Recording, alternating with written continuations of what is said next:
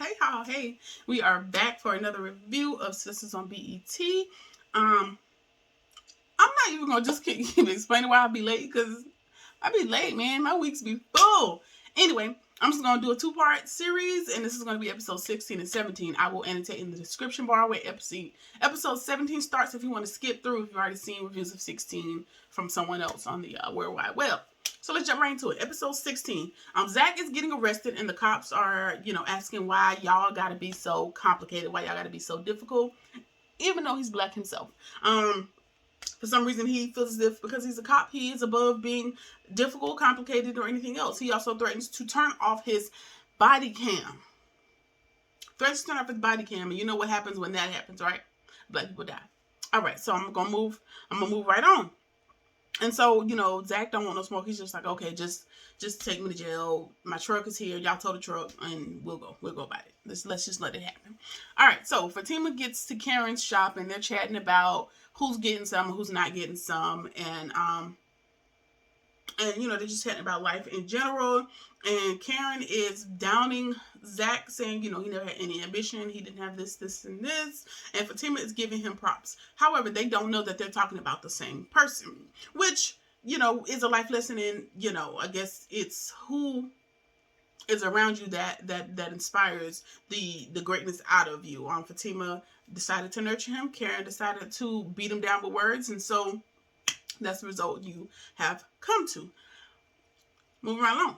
Danny and Cowboy Preston are talking, and he's going to chill at the house while she's at work, which will be interesting in episode 17. But anyway, he's going to be chilling at the house while she's at work. Who she assumes to be the rent lady knocks on the door, and she tells Preston to answer it. I ain't got the money. You just talk to her. She likes you, since she keep letting you in my damn apartment. You talk to her.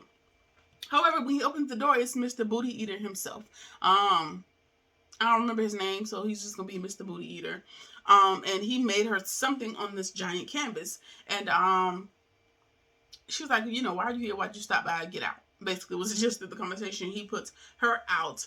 No, she puts him out, and he tells her, since I gotta go, can you give me my $48 back for the canvas, because it was kind of expensive? And she tells him, yeah, I'm gonna write your IOU. Get your ass out of my house. Basically, I'm not paying you for no damn canvas for a picture you decided to paint. And so Preston's looking. Preston looks at the canvas, and he tells him, you might want to take a look at it. She don't want no parts, so she tells him, while you're here all day, just throw it away. Do whatever you got to do. I don't care. I don't want to see it. And so she's off to work. All right, moving right along. Again, if I'm speaking very fast, I got 2 episodes to get through in a little bit of time, so I'm trying to consolidate things, just, make things a little bit easier to get through. All right, so over at the parking garage, Gary pops out of the shadows on Andy, and he lets her know that he's moving to Boston, and he wants her to essentially beg him to not to leave. And he seems to kind of be winning her over, kind of weighing her down with the words and I'm sorry, not I love yous. And so he's still begging for another chance, and claims that he didn't mean to hurt her. And she tells him, I don't believe you, because I have bruised ribs, sir. What do you mean you saw it? I have bruised ribs. However, she's sticking to her ground, but you can kind of tell that her disposition is softening a little bit. So we know she'll end up talking to Gary eventually. So Fatima walks up and kind of gives her a way out of the situation, and so they part ways from there. Right, in the meantime, Danny calls Sabrina and tells her that Preston really likes her. And Sabrina, for whatever reason, just wants to remind her that, your preferences are for tough guys, blah, blah, blah, just a certain type of man. And Danny tells her, that her preferences are allowed to change, and that she's feeling Preston. Wonderful. And then Sabrina tells her about Jacoby, the new guy at work, and that she may or may not like him. She don't know. And Danny tells her, just go out with a date and see what happens. And child, I don't got time to keep talking about that over and over. Just go on a date with the boy if you want to go, and if not, don't, basically. All right, so Fatima asks Andy, back at the office, like, do you want to talk about the Gary situation? And at first she says no, and then she calls her back into the room and tells her, I don't want to talk about it for real, but thank you for, basically always being real with me and having my back throughout this whole scenario.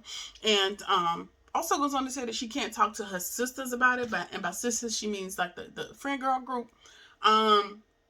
And that just kind of rang odd to me because, girl, you've been talking thus far. Like, why all of a sudden you don't want to talk? Do you not want to talk to them because you don't want to hear what they got to say about Gary? Or you don't want to talk because you can't talk? I don't think it's for a lack of listening ear, if that is what you're trying to portray. But yeah, that's her sentiment. So Miss Irene comes in and she wants to get Miss Irene's input on the situation. Miss Irene is Paris's grandmother, if I'm not mistaken. And Miss Irene just gives it to her straightforward. She tells her that you got the baby syndrome. And she's like, what's the baby syndrome?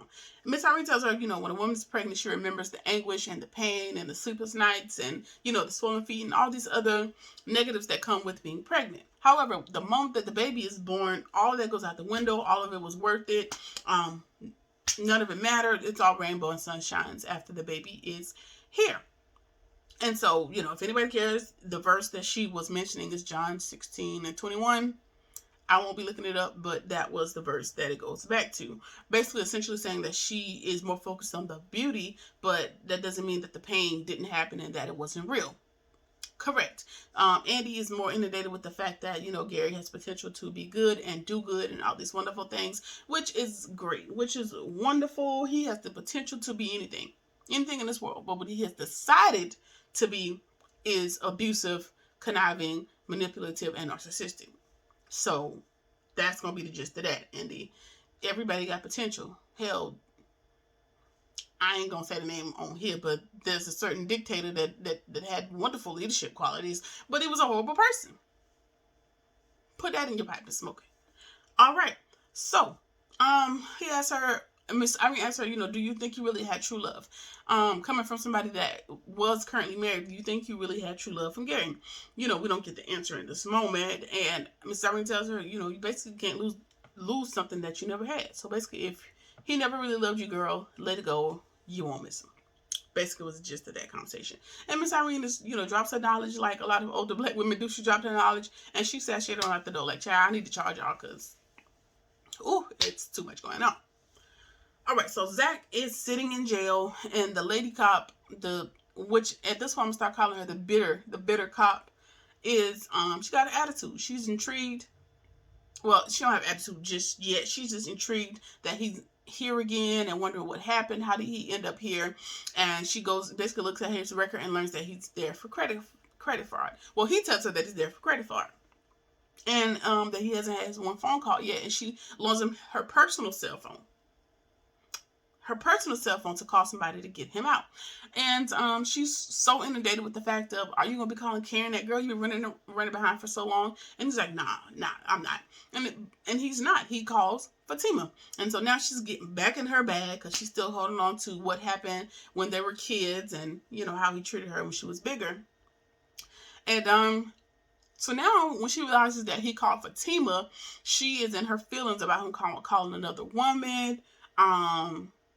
She wants him to lose her number. She's just so upset, and she has so much hope in him, and he's just gonna be another N-word in prison, and so she I think Lady Cobb really, really likes Zach. Like, even when they were kids and she got played to the left, and she's still on it. She just can't let it go because she's really upset about it.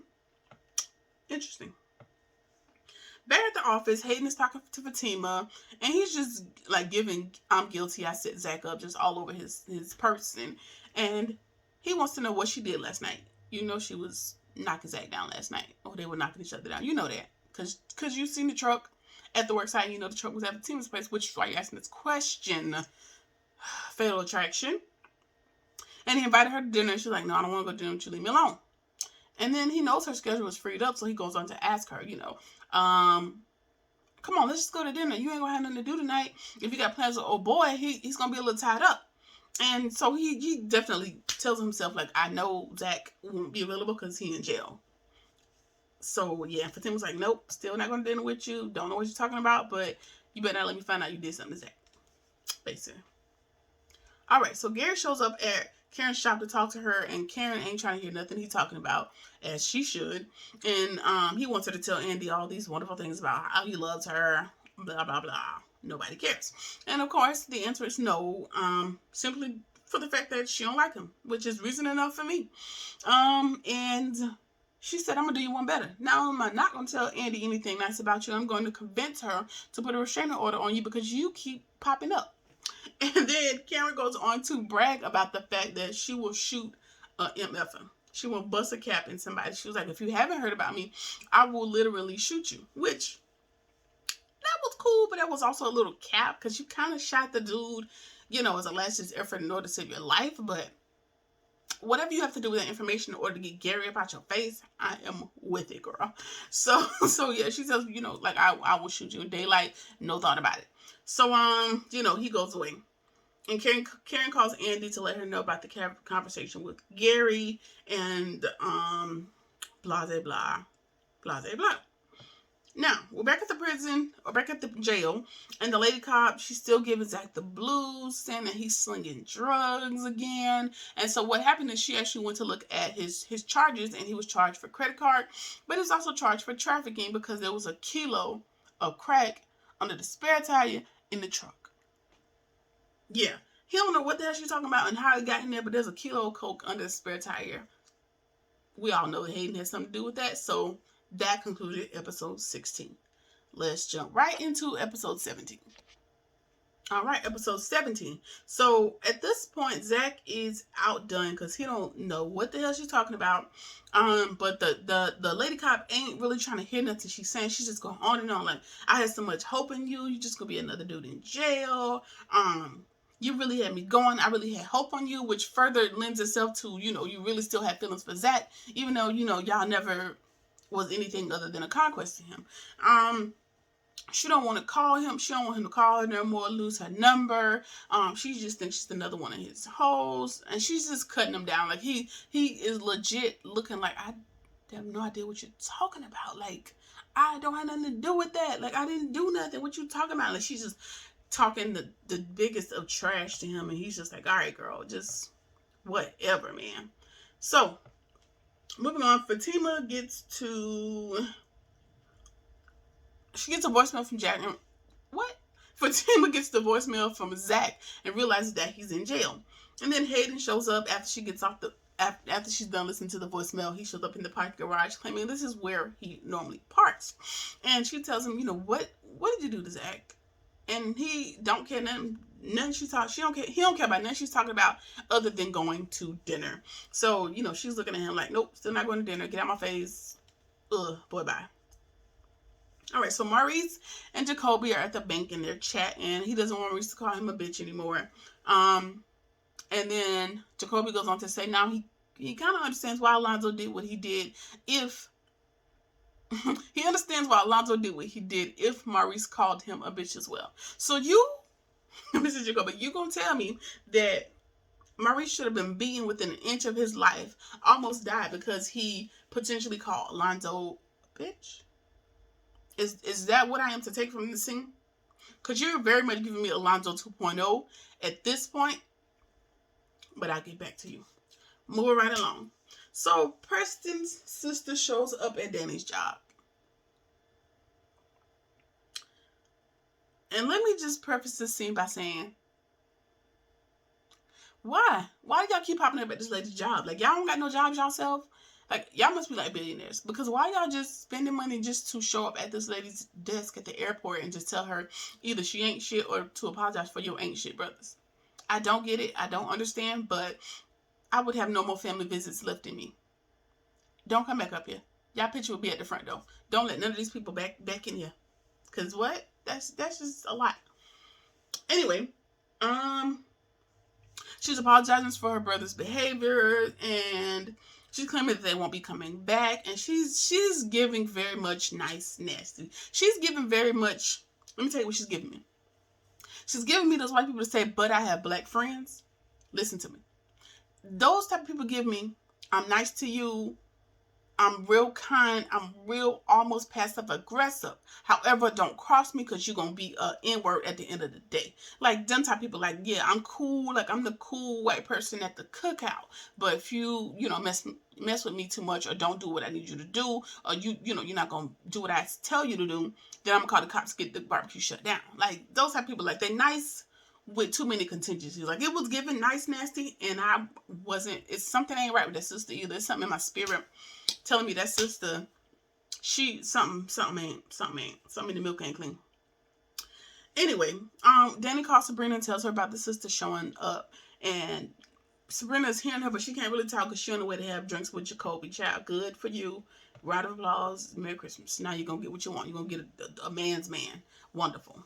Probably won't get your damn head beat in, but not my business. All right, so Andy shows up at Karen's job and tells her that she feels guilty, that Gary's lost everything because of her, and Karen goes on to remind her, like, no, Gary didn't lose everything because of you. Gary lost everything because of Gary.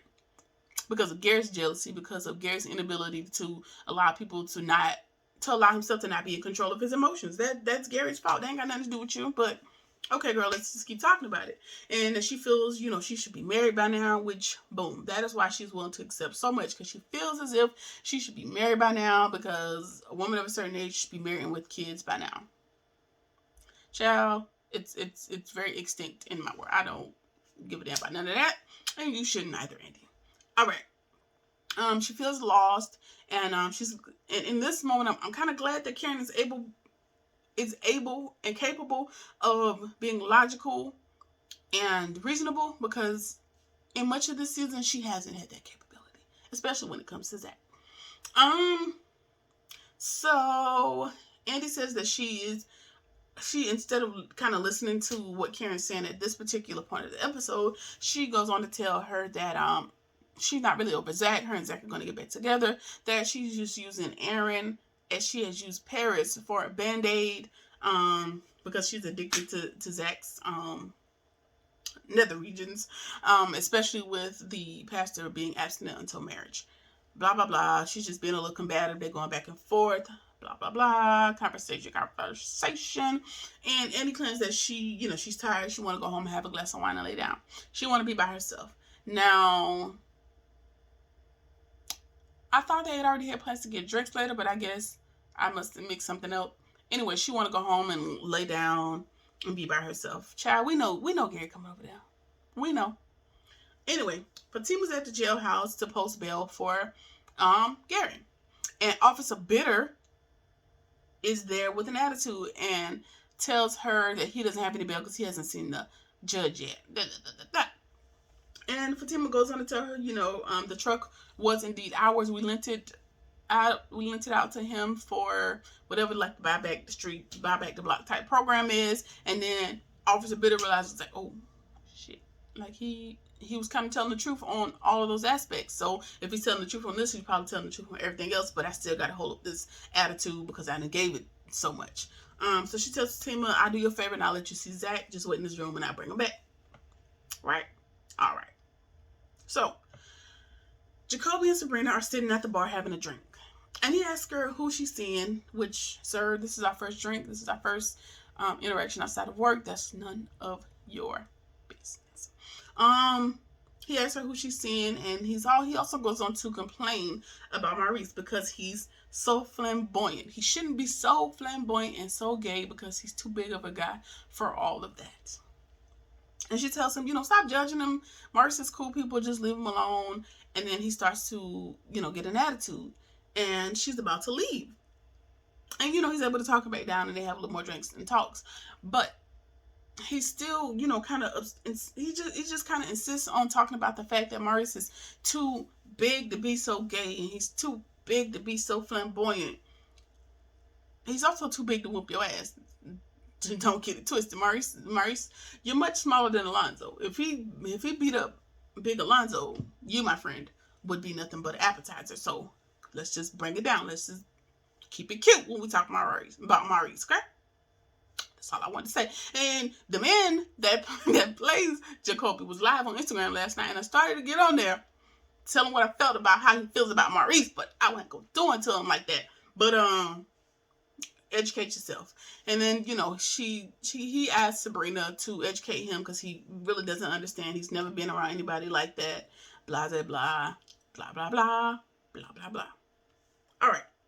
So, Zach shows up. The officer brings Zach to him, and he tells him everything about what happened, and she believes him. She believes him wholeheartedly, without a question. But it is also based on Hayden's conversation from earlier in the day and his, you know, kind of innuendos and his assumptions that he made about Zach not being available that afternoon. She believes him, and you know, now her wheels are turning, and she needs to figure out. She's going to help Zach. She's going to get him set up with a lawyer and figure out what's going on. And he's just still frazzled. So Zach said, well, you know, you're the one that gave me the truck. Now he thinks maybe you had something to do with it. And she tells him, no, Zach, you were at my house on multiple occasions. If I had put it in there, I would have risked going to jail as well. If I wanted to set you up, that wouldn't have made no sense. Cool. We know Fatima had nothing to do with it. And then he's questioning the real estate dudes. Like, you know, are you sure those dudes are on the straight now? And she tells him, yes, I've been working for them, whatever, for years. They're good. It can't be them. So within reason, he's definitely not very hopeful. He don't really trust nobody at this point, which is, I agree, because when you got back with this group now, you know, your life it was up here and it's down here, all in a day's work. So I'll be iffy as well, because I don't know who to trust at this point, because I don't know who set me up. So as she's leaving the jail, she calls Hayden, and she it's a setup situation, and I'm with it. Fatima's very wise, and she knows, okay, Hayden, you want to go to dinner so bad. You know what? I actually am free. Come on, bring a bottle of wine. Let's have some dinner. And I just hope she records his damn crazy ass, because, sir, that's ridiculous. Like, you risking this boy going back to prison. Like, that's just another level of low for me. But she tells him, you know, when she hangs up, she's like, with your aggravating ass, your crazy ass, or something to that effect, which I wholeheartedly agree. Something is definitely not connecting in his brain. But especially if I had been denying you dinner and drinks for months and months and months, and all of a sudden I want to drink with you or have, you know, hang out with you, that would be a red flag for me. But he's just probably just so in love or head over heels about Fatima. Any interaction is better than none, child. So yeah, then there's that. All right, so back at Danny's, Preston has cooked and cleaned while she's been at work all day. And he claims, and she asks him, you know, have you talked to your sister? And he claims, yeah, I talked to her. You know, she's one of the good ones. Remember I told you? And Danny's like, I don't know about that. I'm not quite sure that that's the case. And then she realizes, wait, there's 3 plates on the table. Why is that 3-plate sentence? I know you ain't finna feed Zach. And he's like, no, you know, it's not Zach, but I did invite my sister over for dinner. And Sis pops out of Sis comes out of the bedroom, talking about, hey girl, I'm here for dinner. Baby, I would have lost it. I would have lost my shit. Because, sir, you are a guest. You are here temporarily. And you inviting people over? You've only been here one night. You only been here overnight. Why you invite people in my house? See, y'all be getting too comfortable. I asked you to stay. I didn't ask your sister to be here. Y'all would have had dinner by yourself, because I would have just left. Y'all can have the whole apartment. I don't want apartments. Because you didn't tell me you had this lady in my bedroom in here with my drawers and my unmentionables. I couldn't have been bothered. Anyway, so she pops out the back room. Whatever. Garrett shows up at Andy's place, and she acting like she don't know why she wanted him to come over there. She's speechless. She don't know what to say. So he wants to leave the conversation. Pulls out an envelope that has 3 tickets in it. I mean, not 3 tickets, 3 things in it. First thing is his one-way ticket to Boston. I guess to prove to her, like, I am leaving for Boston in a couple of days, only if you tell me not to leave. I won't be going if you don't tell me. If you tell me to stay, I ain't going. Basically, is what he's saying. And so basically, it's now her obligation to decide his near future. Sir, that's your prerogative and your business. If you want to go, go. If you want to stay, stay. What? Anyway, second thing comes out, and it's his divorce papers, which I guess is to prove to her that he had planned on divorcing Jasmine, whatever lady name was, divorcing his wife. Second wife. And so, you know, as she's seeing this evidence, she's getting more and more hopeful on the inside, probably like, everything I ever wanted from him, I'm getting. It only almost cost me my life, but I'm getting it, right? Okay, sure. All right. So, he, lets us know that he told Jasmine, there was evidence that showed that you set me up. So either you go to jail or you sign these divorce papers. She signed. Wonderful. All right. We also learned that he only married his first wife because he was drunk. He was 19 and it only lasted for a few months. It got annulled. All right, cool. That would have been something she needed to know prior to all of this, but now we know. Wonderful. All right. So now he's acting like he got some damn sense. Like he's reasonable. He's communicating. He's doing all these good, wonderful things. So the third thing in there, he presents a contact information card for a counselor that he's seeing. He has given the counselor, permission to release all of his sessions to Andy if she needs them. And he's doing all this stuff. Like I said, he should have done all of this prior to almost killing her. But to me, it felt manipulative. Because this is the impasse. This is the impasse, right?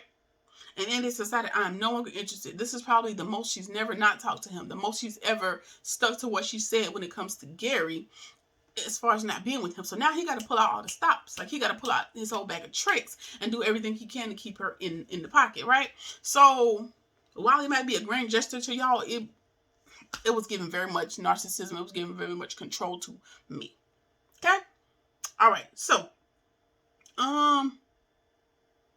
and then he goes in his pocket and he said, I made a promise to you. I told you when I divorced her, we were going to get married. Sir, first of all, you're still not divorced. She only signed the papers. It hasn't been filed. There hasn't been a court date and nothing has been officially resolved, but we'll go with it. And pulls out an engagement box. And the only thing I can think of is careful. Andy, please be careful because that ring might come with another set of bruised ribs, but girl, you got more than one, so sure, let it be what it's gonna be. And so that ring is the ring is the coup de grace. I can't say that word. That ring is the end all be all, and it's just everything she's ever wanted. But she told him, don't put it on me yet. I still haven't made a decision. But she does go on and give him a kiss and bunches of kisses and kisses and kisses, and then he leaves. And as she's leaving, Cameron walks in. And that ends episode 17. So now we know Andy and Karen are about to have a knockdown drag out because, girl, you said you was going home by yourself. You said you wasn't talking to Gary no more. Like, you just telling all these lies, but you want us to be here for you and in support of you. And, yeah, that's what happens. And then in the next episode, we see that Cowboy's sister she's a little judgmental because Danny said, oh, I like his cooking. And she was like, yeah, she looks at Danny and goes, yeah, I can tell. Ooh, baby. Would have jumped on him like a hot spider. Anyway, that is it for episodes 16 and 17 of SISTAS on BET. And I don't have anything else. Let me know if you agree or disagree with anything I said in the video. Drop it down in the bottom bar. Like, comment, share, and subscribe. And I'll see you on the next one. Peace.